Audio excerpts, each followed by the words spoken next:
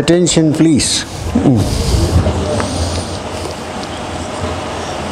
So,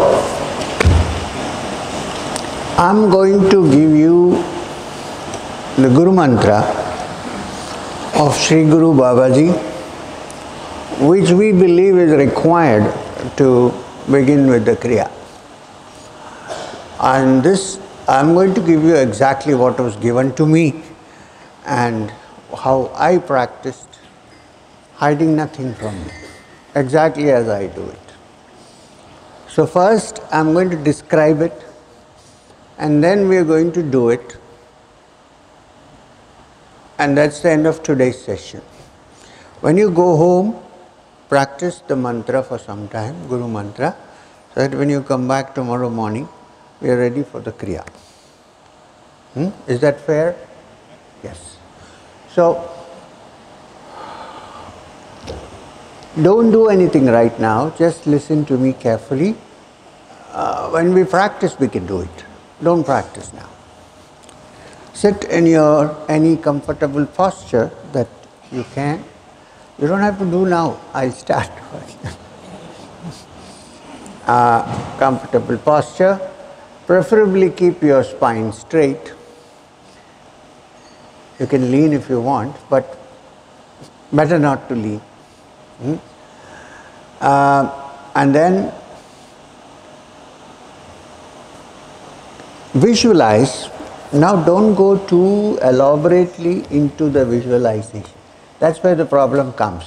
People say, if I say visualize a lotus, then they go into the petals, and this and the stalk, and then they say one petal is not opening, the other is closed.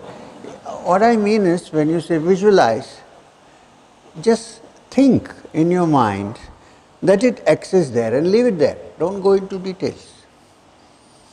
So, visualize a beautiful white lotus in the center of your heart, this heart center.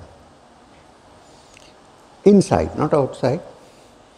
And the lotus this way, not this way. Inside. Now, on that white lotus, visualize a pair of padukas. You know what are padukas? The footwear worn by sadhus. Footwear.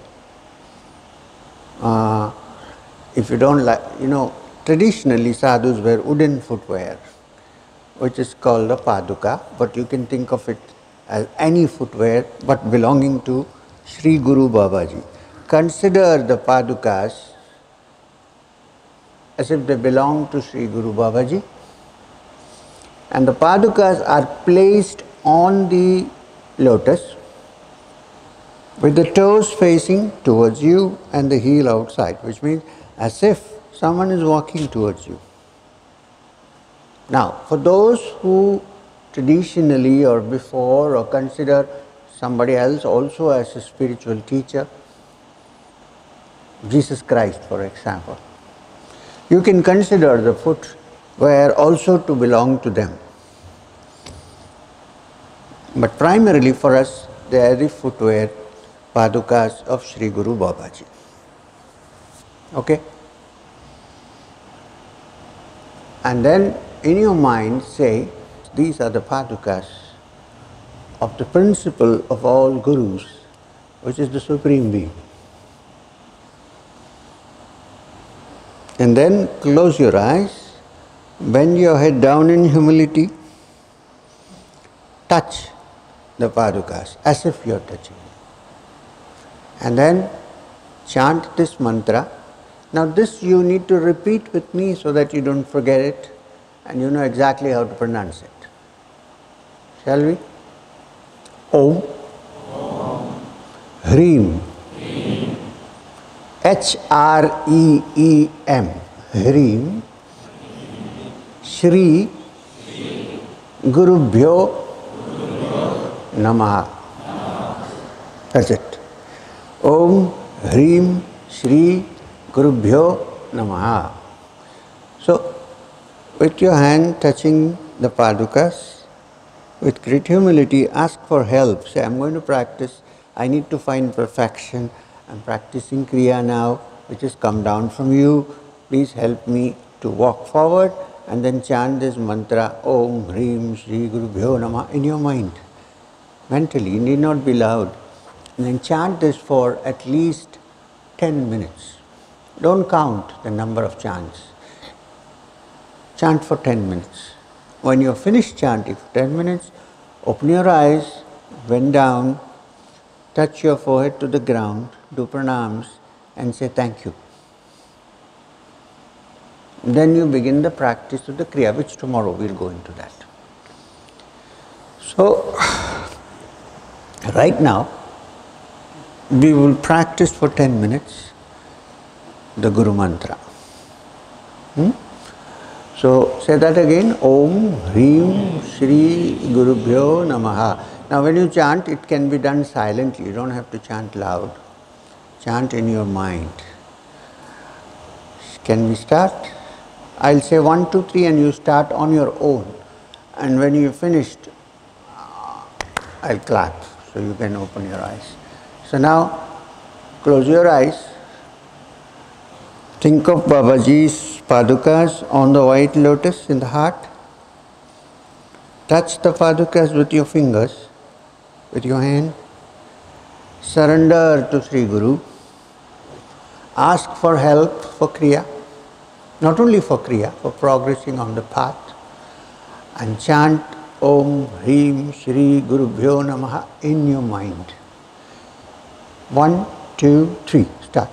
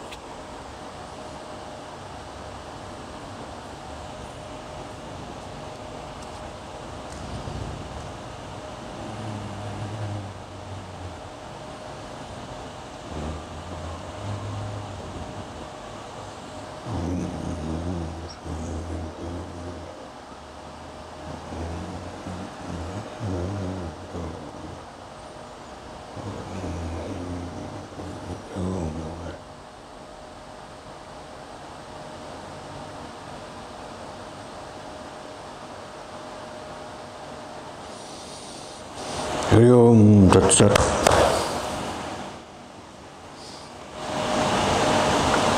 You need to ask me anything regarding this?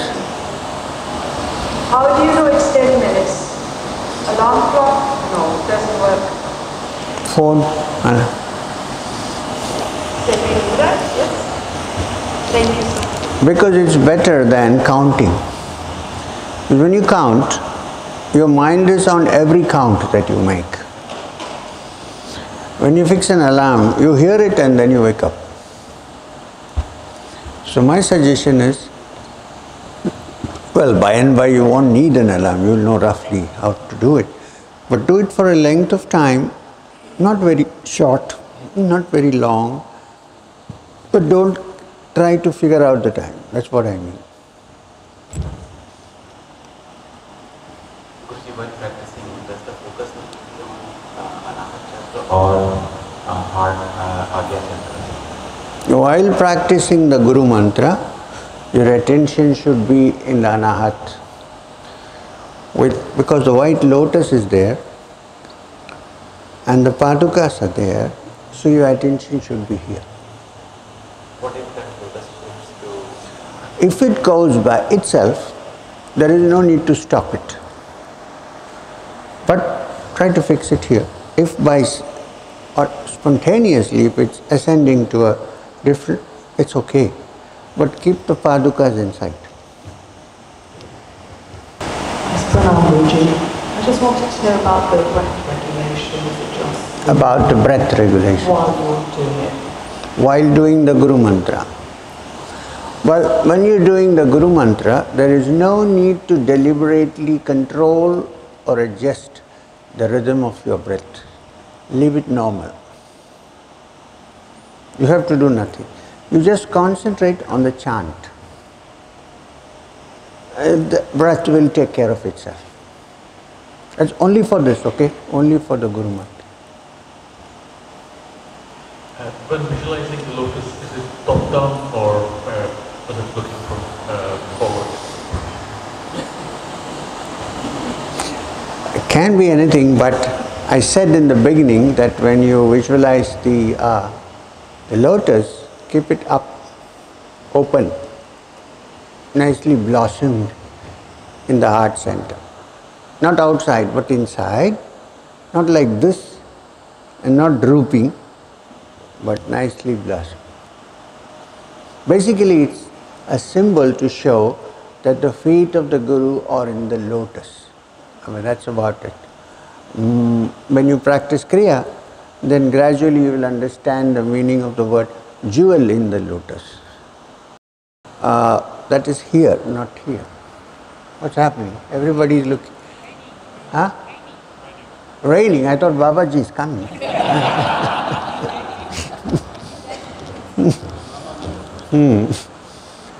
So, well, you never know. So I was also quite worried. Okay, any other?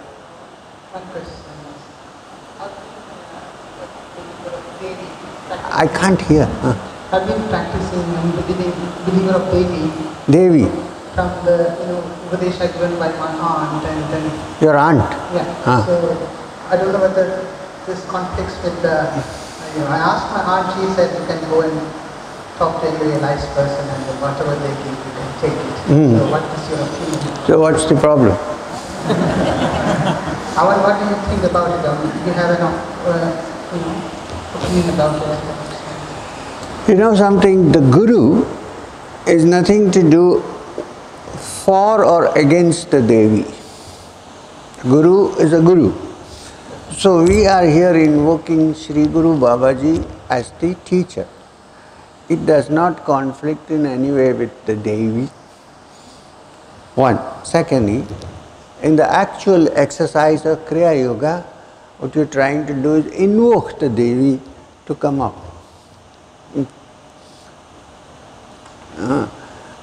So I personally don't see any contradiction. However, if in your mind you feel that there is a problem, you can think of the Padukas as the Padukas of Devi. That solves the problem. No harm.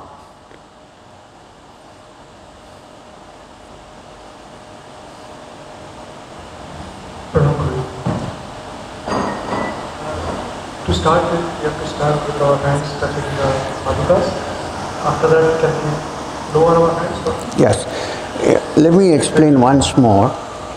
You have a lotus, you have the padukas. You start by touching the padukas and putting down your head and chanting. Well, after a while, fix your attention here if you like. You can bring your hands down. There's no harm. You need not be holding it all the time. Start with to point your mind into that direction. You need to do that, then you can bring it down. There is no problem with that. Okay. Anything else? Namaste Guruji. I tend to be a bit more practical in doing few things because I have never seen Autobiography. I don't know whether he wear those things or not. But I have seen you. I have seen your shoes. So can I imagine them rather than? I wish I was wearing padukas. You said no mind anything that's worn by your Guruji, isn't it? So. No, I generally don't encourage this because I'm a little embarrassed about this, to be honest. But if that's how you think. I know what is paduka though. I'm not comfortable imagining something I have never seen. Okay. So, do you want to look at the shoes or do you want to look at the feet? I already looked at your shoes, so I'm fine doing that. Well, if you're keen on that, you can do it. But don't spread the word and get everybody to look at my shoes. So, but it's okay. I mean, there's no harm. It's absolutely fine. You know why I'm worried about this? Because it has happened to me a couple of times in places like Coimbatore and such places that I leave my shoes outside and I go in to have a cup of tea, and when I come back I don't find my shoes. Seriously, I'm not joking. I know I don't know if there are people here who know this, but when I come back, I don't find my shoes. And then several months later, I go into this person's house, into the puja room, and they're sitting on a tray. You know what I mean? So, as long as you leave my shoes alone, it's okay. Sorry. Just one clarification. So after the Guru Mantra, after 10-12 minutes, we have to touch our forehead to the ground. Yes, so this you didn't do. I was wondering why you didn't. Because after doing your Guru Mantra, you should actually go down and do pranam. So can we do that? I said that in the beginning. Nobody did it. I did it.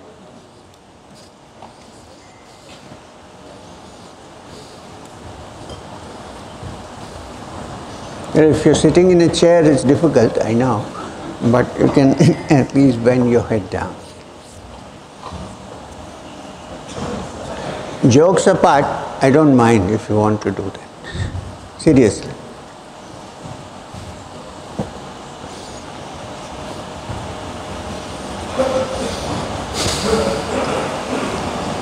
Just a small question. Particles are silver in color.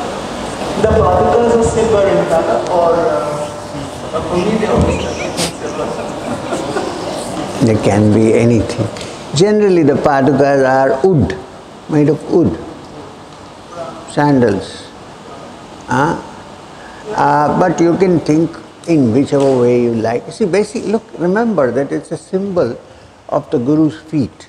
It doesn't matter how they are. Don't get too much caught up in these details. Yeah, it just occurred to me always. Okay, fine. If you want to think of it, silver padukas, you're fine with that. There is no problem. Because if you go to many places in Guru Sthans, you will see silver padukas. So it gets stuck in our minds. Yeah. Very often in the Catholic practices, you have the moon on the lotus. You have what? The moon on the lotus. Moon. So I think that also sticks in the mind. So you can keep the moon and put the padukas inside.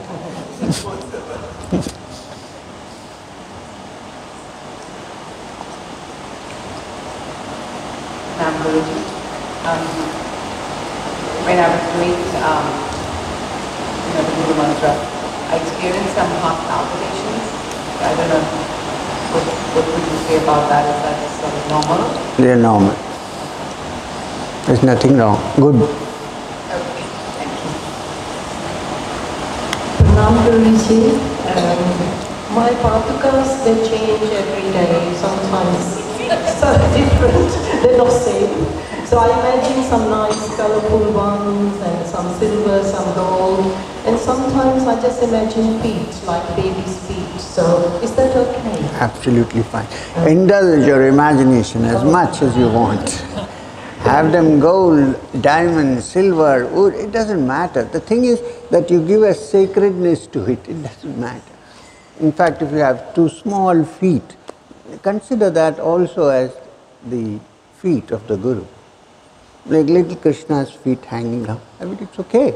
See, basically, the mantra is most important. Om Hreem Sree Gurubhyo Namaha.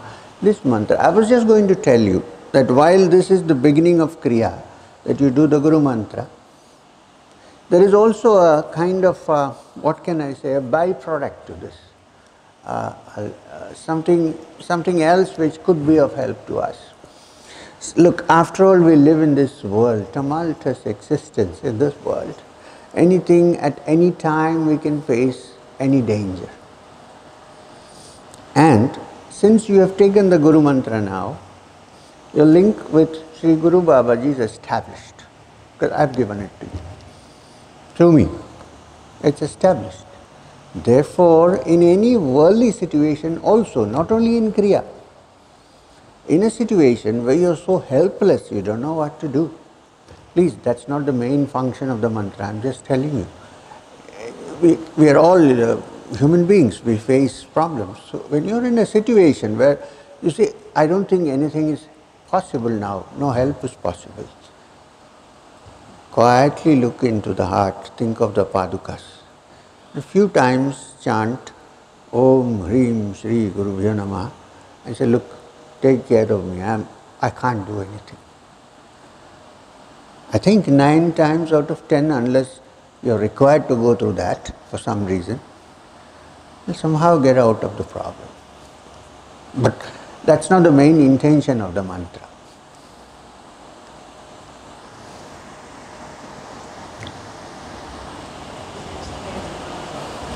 Namaste Guruji. Namaste Guruji. Guru is an embodiment of compassion. Are we eligible for a Pratyaksha Darshana of Sri Mahaguruji? I can't say this. I can't answer this question. If he decides, he decides. I can't say. I mean, I don't have an agency or I'm not a broker for Baba. But, well, if you have that much devotion, it's possible. perhaps. But it's not required.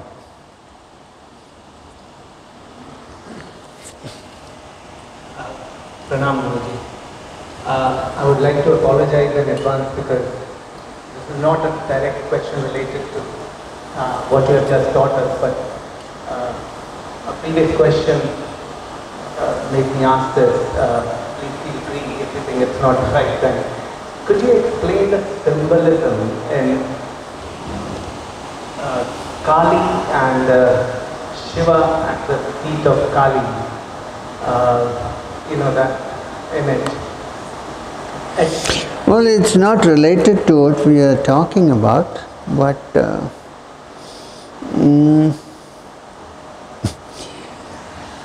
do it tomorrow, not at the fag end of the day. Yeah, I'll take it out. Namaste Guruji.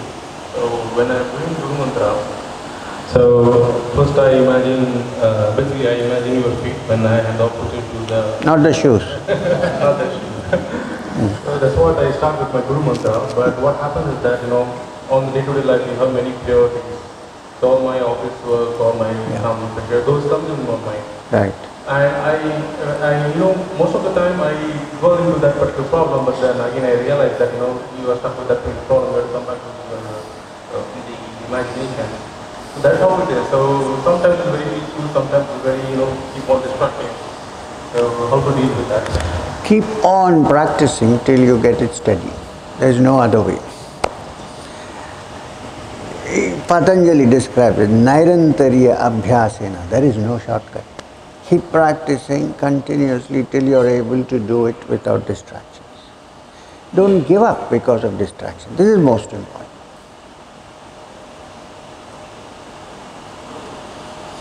And ask for help.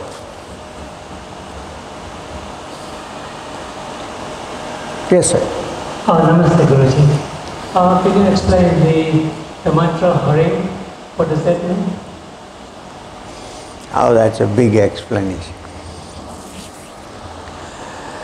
In the Tantra Shastra, when you say Tantra Shastra, please don't misunderstand me. Don't think it's some kind of orgies in cremation grounds and all that. Tantra actually means a machine or a technique by which you reach the source of energy. This is the meaning of Tantra actually.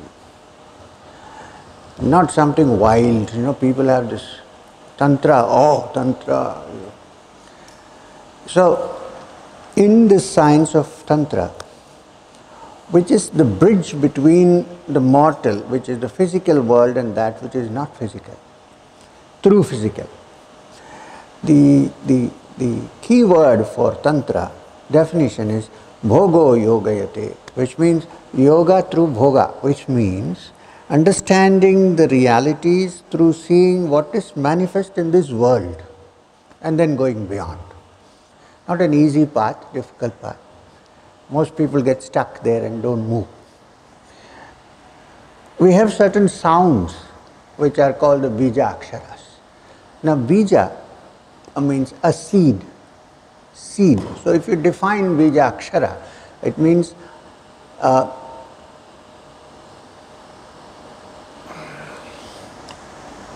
seed sound, or the seed of sound, or the potential of sound, how sound is used for penetrating beyond the ordinary, to link this world with what is beyond.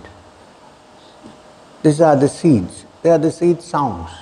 They don't have a meaning, but they have an effect. Hreem is one, Kleem is one, Kreem is one, and so on. Now, Hreem represents actually the sound of Shakti or energy in its kinetic form, not in its latent form, but in kinetic form. Therefore, when that is added, it immediately plants the seed of awakening of the energy which is feminine aspect of energy. Energy is defined as feminine in Tantra, inside the human mind.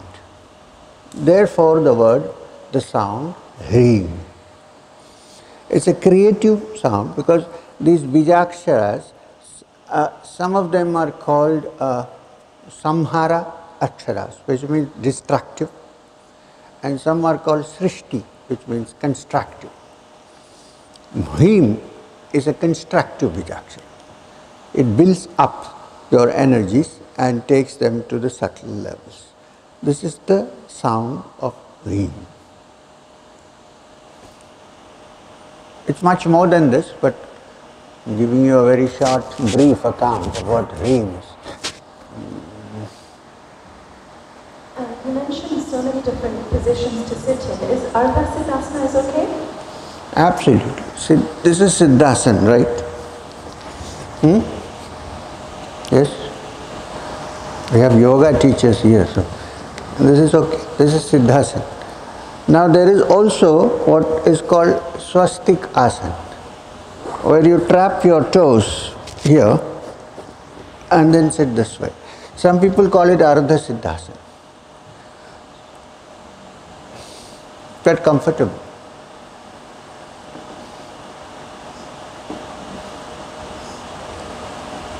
Anything else? Could you tell us the meaning of the rest of the mantra? Well, like all mantras, it has Om in the beginning, because Om is the pranava, the beginning sound of all mantras. That which provides energy to all mantras is Om. You don't have to dwell into the meaning of Om, the sound of Om is enough. In fact, from the Upanishads down, the sound Om is supposed to be the arrow which hits the target of the Supreme, the link between you and the Supreme. The sound is Om. So it's in the beginning of a mantra. So this mantra also has Om. Hreem I just explained to you.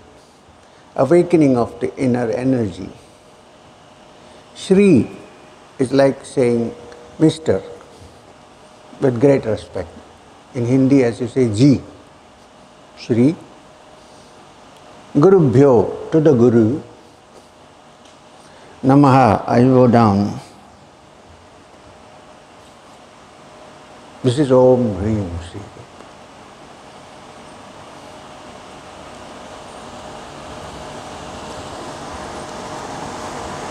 You just said that Bijakshar is a root sound or syllable sound, but then we don't chant the sounds. We are sort of we're doing japa internally rather than making a sound. So how does that connect? Right. So Bijakshara need not necessarily be chanted out loud. Even when you chant it inside, it has a resonance which is in the psyche rather than the physical. So it goes deep inside and has an effect. You don't have to chant it loudly. No need. You may, if you are in a lonely place and there is nobody around, chant as loud as you want. No harm.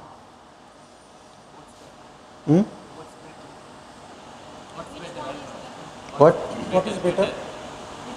It's up to you. What feels better to you? Only thing is, since I have given you this Guru Mantra, if you chant it loud, somebody else is going to hear it. So it's better not to. But when nobody is here, chant. But don't keep simply chanting Hreem, Hreem, Hreem. Brahman. Do we have to chant this mantra before starting Kriya? Yes. And after? After not required. Before starting you should chant. Like 10 minutes? 10 minutes, 15 minutes. Up to you.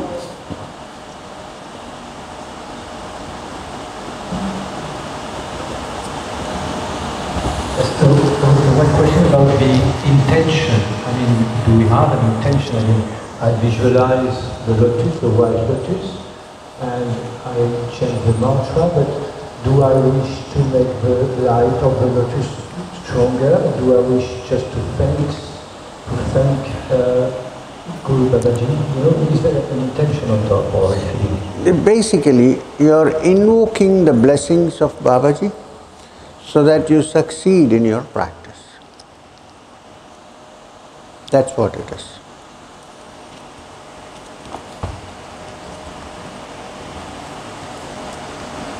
So, how does God feel like?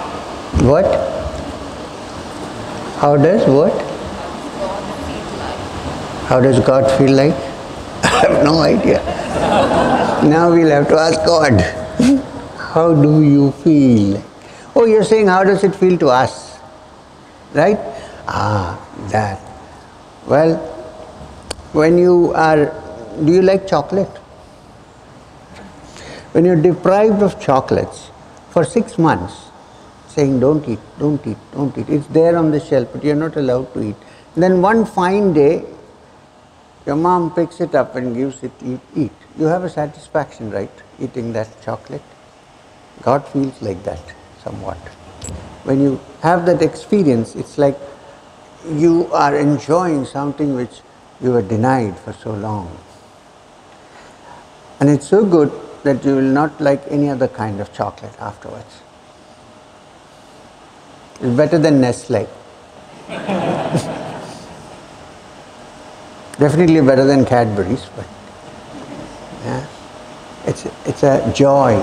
Basically, it's a joy, and it's such a turn of fate that this joy comes when you have completely lost and think that there's nothing now. What am I to do? Then comes this joy, and then you say, I have everything now.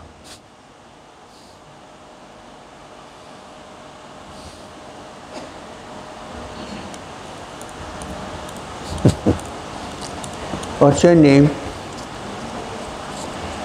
What's your name? Can't hear you. What? Sarita. Which I needed to understand what is the science of mantra, how does mantra work. So if I'm praying to say Lord Krishna, is that communication going outside somewhere or is it all happening within me? And is really that... Can we discuss that tomorrow? It's a long subject. You are asking it, it's a tall order. Describe the science of mantra.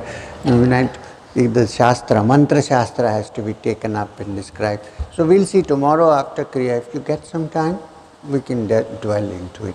However, I would suggest that if you want to understand it by yourself and we don't get time, suppose tomorrow, I would want you to go and look for a text which fortunately is available in English, called The Garland of Letters by Sir John Woodrow. It's about the Mantra Shastra. Namaste Guruji. Again, asking a question about the previous subject session. You explained about the Kriya, before the meal. Once it awakens and it reaches the Shastra, so what are the next stages? There is no next stage. It's over. So it's a liberation state to will not take another birth, and we are free from birth and death cycle. And if we face any hurdles in the practice, does it really, if you what? If we face any real hurdles in the practice, yes, yes. If we are not moving ahead, like Ramakrishna Paramahamsa got stuck in some stage. Did he? Totapuri, he faced a glass of tea. He didn't get stuck anywhere, but he had to go through it for a particular reason, because he had to teach others. He didn't get... Okay. Similarly, does Guru interfere or help the students to progress in... Of course. 100%. Otherwise, what is the Guru's job? If it doesn't help, what's he sitting there for? Once we take the Kriya initiation, we are connected directly to you, chanting to the Baba. Sri Guru Babaji, yes. To me, I don't know. Maybe. Whatever we mentally wish, directly wish, he would... Mentally don't wish for... oh, not whatever. If it is spiritual in content. Regarding the progress. Yeah. Not... I want to become the managing director of my company. What will I do if it reaches me? It might reach me, but I can't do anything about it. But If it is spiritual, yes. Yes. Yes, yes, yes, yes. But first struggle, then ask. Don't in the beginning ask and make it a shortcut.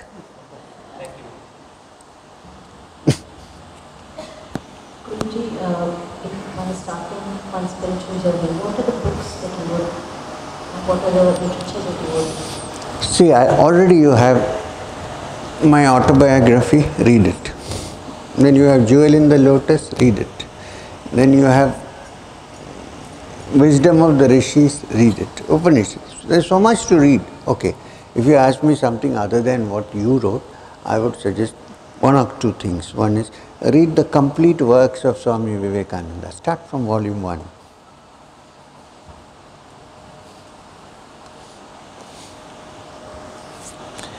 Read a good translation of the Narada Bhakti Sutras.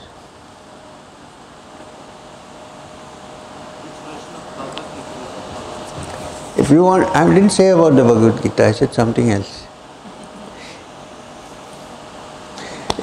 If you need, yes, it's also a good idea to read the Bhagavad Gita.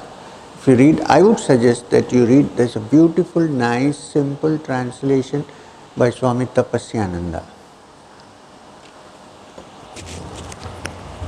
which is completely non-denominational and is not cultish.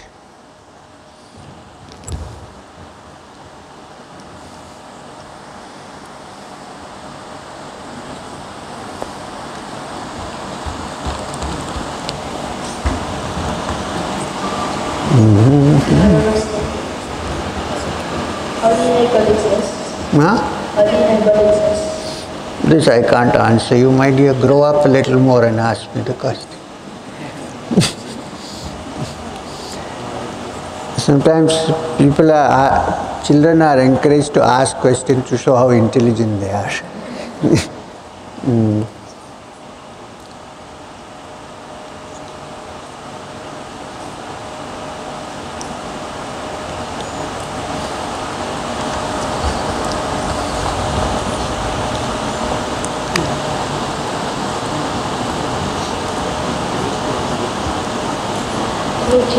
Sometimes when I'm sleeping or dreaming, I hear music while I'm sleeping. I'm hearing music which is not of this world, and it's very beautiful. And sometimes I hear the chanting, but I understand. But when I wake up, is it in the sleep or in summer? In sleeping state, yeah. I'm even awake, but I'm hearing music, but it's coming from somewhere, but it's something that I haven't heard before, and it happens a lot, music and chanting. Are you in control of it, or it happens by itself? It happens by itself. While you're asleep? Yeah, usually in the morning hours after. So are you aware at the time that you're asleep? Yeah, when I'm hearing the music, I'm aware, yeah. It's coming from somewhere. Okay. It carries so on. what's the question? What does it mean? Because I experience quite a lot. So what does it Do you mean? enjoy it? I enjoy it, yeah. And the chanting, I enjoy it. Continue to enjoy it. It's good for you.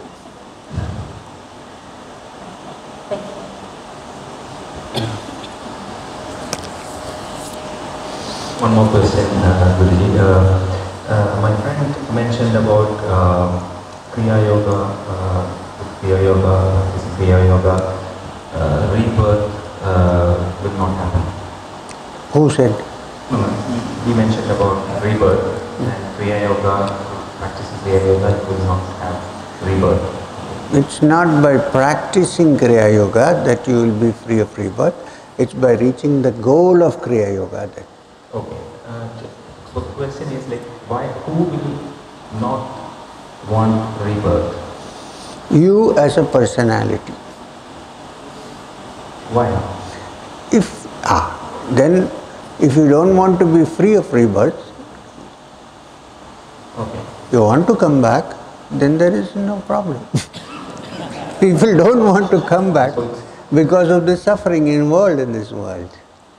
So if you are happy, then you don't even have to practice Kriya if you are already happy. You can be happy till sorrow comes and gives one shot and you say, what am I doing here? I'm not saying it should come, please. Yes, I understand. So this question was asked to me because when we are having a discussion with some of my friends, they asked me. So In fact, in the north of India, while we were discussing rebirth and one doesn't have to come back once you're free and so on, there was one lady who said, but I want to come back. I said, why? Because I enjoy dal and roti, she said. It all depends on one's attitude, you know, whether you want to come back or not. When you say you don't, you don't want to come back in this life and death cycle, it means this life here is sometimes full of sorrow. It changes and you get little happiness, yeah, but then again it comes back. So when you get fed up of that and say, it's enough, I shall not get into this ever, that is when you begin to desire that you don't want to come back. If you don't have that desire to not come back, then it is better to carry on with your life. There is no harm. Okay. Where will you go?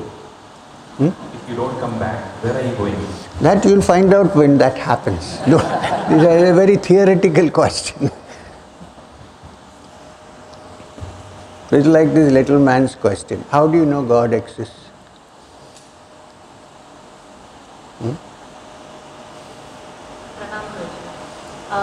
Guruji, obviously I'm at the very beginning of any spiritual practice. I've been around, my parents were quite spiritual, around a lot of literature and information, but I've never really picked up a book and read it or followed any particular practice. So the two big questions I had were who am I and how do I experience happiness? So I just wanted to ask you, in the process of doing Kriya Yoga, will I get the answer to both these questions? Also, who am I? What am I? Who am I? Those questions while I'm trying to visualize and progress. And what if I find out I don't really like who I am at the end? What if, nothing there? The first thing is to realize who I am now, not who I am going to be. After finding out who I am now, see if you like it. Don't worry about that goal.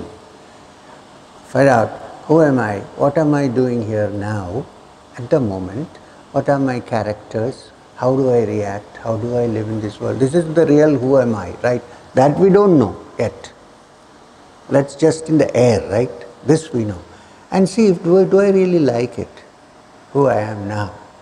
Not philosophically who I am, right now. If you like it, it's okay. There is no need to do anything. If you don't like it, then it's time to begin to find out how should I be so that I like what I am. You know what I'm trying to say? Because what happens is, there was a great person, a great being in Thiruvananthapuram called Ramana Maharshi. He asked this question, who am I? Great question, who am I? And he found the true essence of who he was. That he is not the body or the mind. Nowadays what has happened is people imitate him. And they sit down, very often wearing a cowpin, and say, who am I, who am I? So, do you find out who am I by chanting who am I? Or is it a process? Does one find out who you are by chanting who am I, who am I? It becomes just a chant, right? It's not an inquiry. When he said who am I, he didn't chant who am I, who am I. He tried to figure out, if I am not the body, then what is it? Mind. If I am not the mind, then what am I? That was the inquiry. It's not. So now what has happened is, it has become a brand. Who am I? People suddenly pop up this question, who am I? I said, you don't know who you are. What's your name? That's who you are.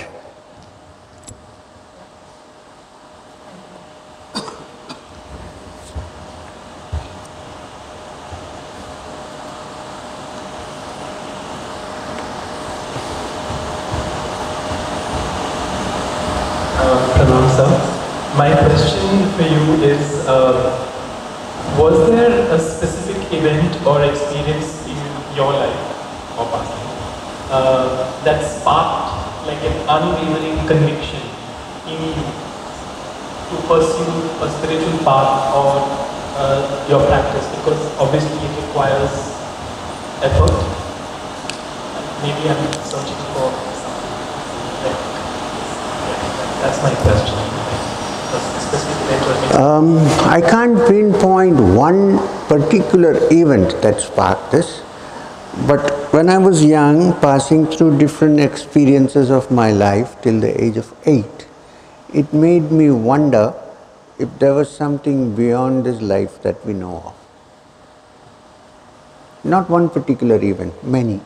Grandmother died, grandfather died, some people suffering. You know, seeing this, we began to reflect if life is all that there is, or is there something else.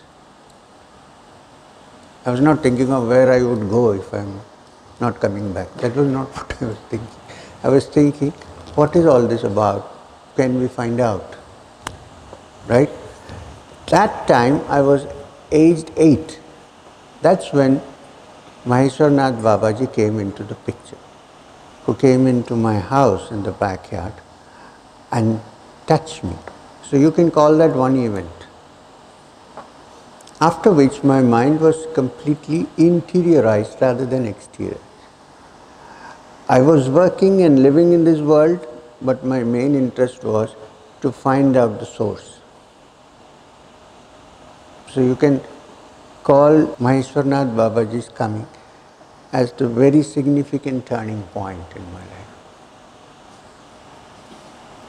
So sorry, the second part of my second question is that if you're on a path of self-improvement, like you want to be a better person, how do you confront your flaws without putting yourself down? You know what I mean? Like, how do you strike that balance between confronting who you are and your flaws and feeling completely dejected? Which means first finding out who you are actually, right, as you are now. What kind of a person am I, right? Is that what you're talking about? So you're saying, how can I find it out and at the same time don't put myself down? Sometimes it's good to put yourself down and say, here is where I am. Can I lift myself up from here? So for that you need to look at yourself clearly, not with a colored glass. There are lots of people who think they are very religious, but actually they are in a world of imagination, they're not. So you have to look at this carefully and see, how am I in relationship to others? How self-centered am I? To study this is the first step to self-realization. Not to in the beginning say, I am the Brahman. When you say I am the Brahman, you are really imagining that you are the Brahman. You really don't know, right? So, in the beginning you have to see where you stand. You don't have to put yourself down. Study yourself as a subject clinically. But have the intention to rise. Don't say, this is how I am, I'm happy, let it be. Then you cannot. I think now we should wind up for the day. Okay?